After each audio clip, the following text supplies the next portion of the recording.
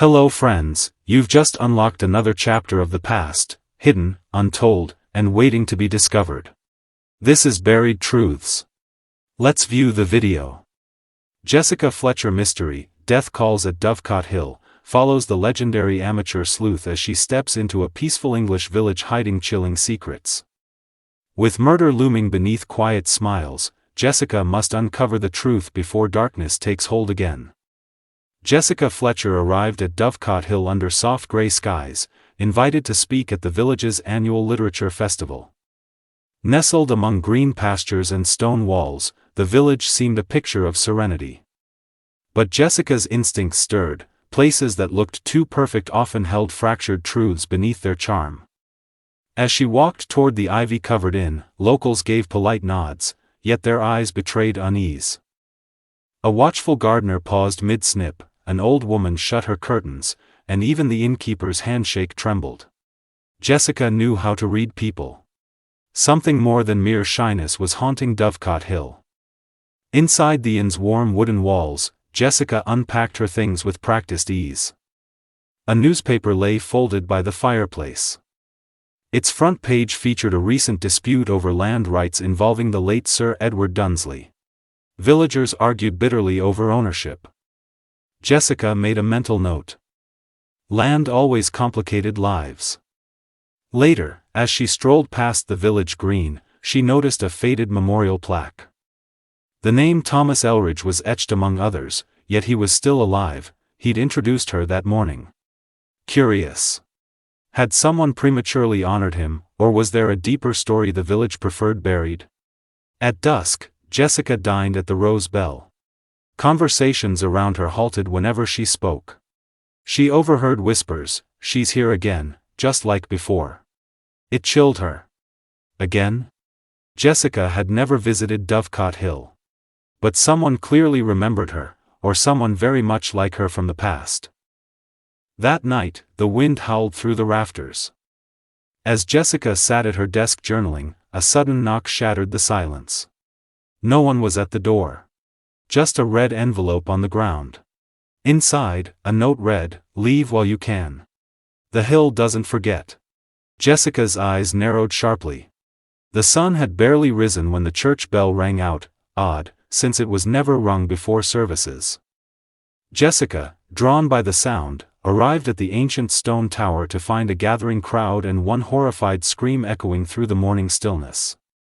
Thomas Elridge's body lay sprawled beneath the bell tower steps, his face twisted, his cane shattered beside him. Villagers stood frozen. The constable muttered, "Must have tripped." But Jessica immediately noticed the loose stones near the base had been recently disturbed. Something didn't fit the accident narrative. Jessica gently questioned the onlookers, including Margaret Elridge. Her hands trembled, but her eyes remained dry. "He left early," she whispered, "said he needed air." Jessica found that strange. Thomas had severe arthritis and rarely left before breakfast. The pieces weren't aligning, and Margaret was too composed for a widow. The bell rope hung slack, but Jessica noticed faint smudges on its surface. She also saw a single footprint on the stone floor, small, narrow, likely a woman's. Most villagers wore boots. She bent closer. The footprint was recent, and there was a trace of something sticky. Blood? Wax? Constable Rayburn insisted on closing the investigation quickly. "Heart attack," he said. The man was old. But Jessica pointed out a red mark on Thomas's temple, likely premortem. Rayburn dismissed it. Jessica frowned. This wasn't mere incompetence, it was avoidance.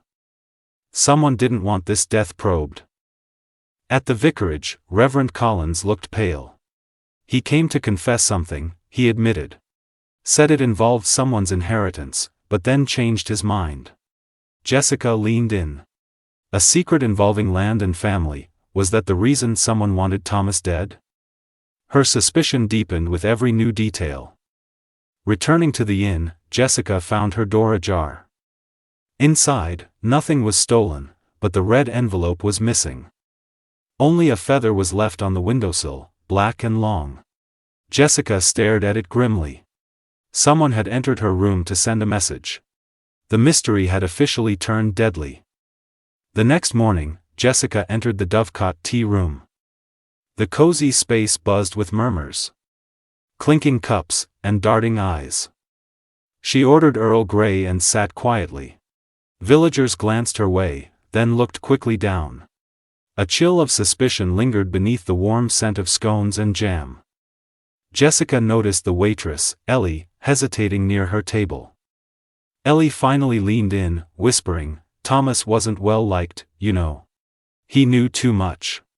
Before Jessica could ask more, Ellie quickly left, retreating to the kitchen. Her hands shook as she passed a group of hushed elders. The group of older women, knitting and sipping tea, exchanged wary glances. One, Mrs. Hargrave, muttered, "Should have stayed buried, that story." Jessica made a mental note.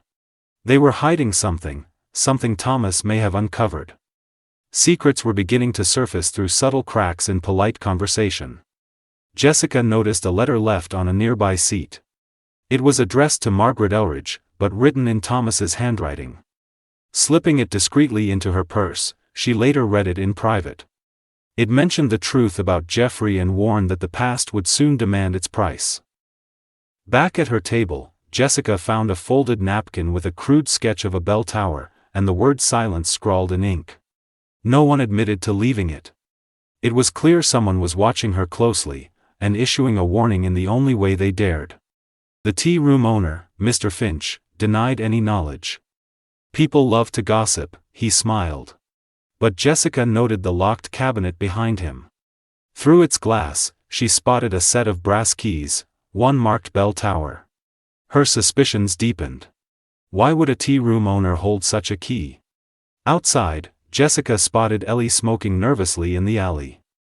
She approached slowly. Ellie whispered, "Geoffrey was Margaret's brother. Died years ago. They say he haunts the hill, but I think someone made sure he stayed quiet." Jessica's heart pounded. Dovecote Hill's secrets were older than they seemed. Jessica returned to the Elridge residence under the guise of offering condolences. The home was grand but cold, its silence broken only by the ticking of an ornate grandfather clock. Margaret welcomed her with forced poise, her smile tight, her eyes wary. Jessica sensed rehearsed grief behind polite words. Margaret poured tea with deliberate grace, speaking fondly of Thomas, but inconsistencies began to show. "He loved the sea," she said, though his obituary noted he'd never traveled. Jessica gently prodded her memories. And the widow stumbled through her tales, each one slightly different than before. A photograph caught Jessica's eye, Margaret and a young man by a lighthouse. "Geoffrey?" she asked. Margaret's teacup rattled. "My brother," she said stiffly, "died in a boating accident." But Jessica recalled Ellie mentioning something more sinister. A boating accident might explain the death, but not the village's haunted silence around him. Jessica asked to see the attic, curious about Thomas's research notes. Margaret refused sharply. "There's nothing up there but dust." The sudden defensiveness only piqued Jessica's curiosity. Later, with a skeleton key borrowed from Mr. Finch's cabinet, Jessica crept into the attic while Margaret was away. Among dusty trunks and yellowed papers, Jessica discovered a locked journal labeled G. Elridge. Inside were entries revealing financial deceit, forged land deeds, and a bitter feud between Geoffrey and Thomas. One passage stood out: "If she knew the truth, she'd hate us both. But silence protects us all." Margaret returned unexpectedly. Finding Jessica upstairs, her calm shattered. "You had no right," she screamed. Jessica responded firmly, "I had every right. This isn't about grief, it's about guilt." Margaret collapsed into a chair, sobbing. "I tried to bury the past," she said. "But Thomas. He couldn't let it go." Outside, the wind stirred the trees. Jessica left the house with the journal tucked under her coat. The pieces were forming a clear picture: land disputes, hidden siblings, betrayal, and now, murder. Jessica knew the truth was rising like smoke, and someone still wanted it smothered before it consumed them all. The deeper Jessica dug, the closer danger crept. With clues pointing toward the bell tower and the mysterious feather, she planned a trap. Midnight at the old mill, she wrote in a note and left it in the tea room, where she knew the killer would find it. As midnight approached, fog rolled across Dovecote Hill. Jessica stood in the shadows of the abandoned mill, its broken windows like watching eyes. Her heart beat steadily. She knew the killer would come. Curiosity, guilt, or fear always drove them back to the scene of reckoning. Footsteps approached, light but deliberate. Jessica held her breath. A figure emerged, Ellie. She looked terrified. "I didn't kill him," she whispered. "But I saw who did." Jessica stepped forward, gently urging her to speak. Ellie's eyes darted toward the dark trees. "He's watching us right now." Suddenly, a shout rang out. Constable Rayburn appeared, gun drawn. "You were too clever, Fletcher," he snarled. "Should have left when warned." Jessica's face stayed calm. "You killed Thomas to hide the forged land deeds.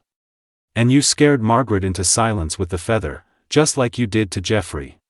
Rayburn lunged toward Jessica, but another figure stepped out, Reverend Collins. "It's over. Rayburn. I called London." The constable froze. Jessica had known the Reverend was trustworthy and had given him the journal. Rayburn's fury faded to despair. "It was supposed to stay buried," he muttered, lowering his weapon. The constables from London emerged from the trees, handcuffing Rayburn. Ellie burst into tears. "He made me lie. Threatened my mother." Jessica held her gently. "It's over now." In the distance, the bell tower loomed against the night sky, silent, solemn, no longer hiding death behind tradition. As dawn approached, Jessica stood outside the mill, the fog lifting like a veil. The village would heal, but the scars would remain. She looked back at Dovecote Hill. Justice had come, quietly, precisely, like the ticking of a clock. And once again, Jessica Fletcher had answered when death called. As the morning sun broke over Dovecote Hill, a stillness blanketed the village, not of fear, but of fragile relief. Word of Rayburn's arrest spread quickly. Doors opened again. Curtains were drawn back. For the first time in days, the air carried conversation instead of whispers and dread. Jessica walked through the village green, where locals now greeted her with genuine warmth.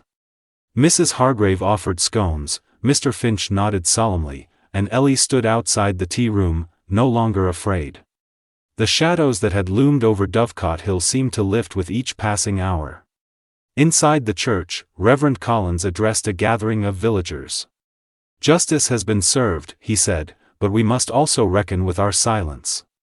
Jessica listened quietly from the back pew, reflecting on how deeply secrets can root themselves when truth is left to rot in darkness.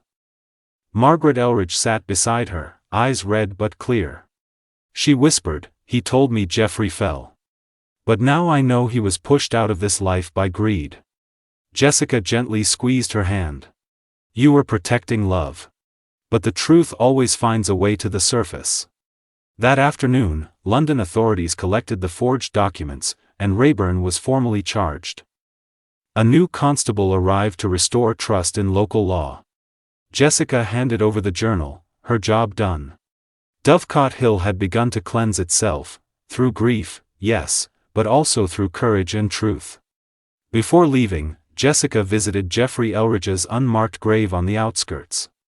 She placed a single white rose, whispering, "You mattered. They won't forget now." The wind stirred the trees softly, as if the hill itself had exhaled at last, no longer burdened by the weight of untold stories. Boarding the morning train, Jessica looked back one last time. Dovecote Hill stood bathed in light. Though its paths were quiet again, echoes of its mystery would remain. And where others feared death's whisper, Jessica Fletcher had once again followed it, to reveal the truth it carried. Thanks for watching Buried Truths. If you enjoyed uncovering the hidden corners of history, don't forget to like, subscribe, and turn on the notification bell for more powerful stories from history's hidden vault. See you in the next video.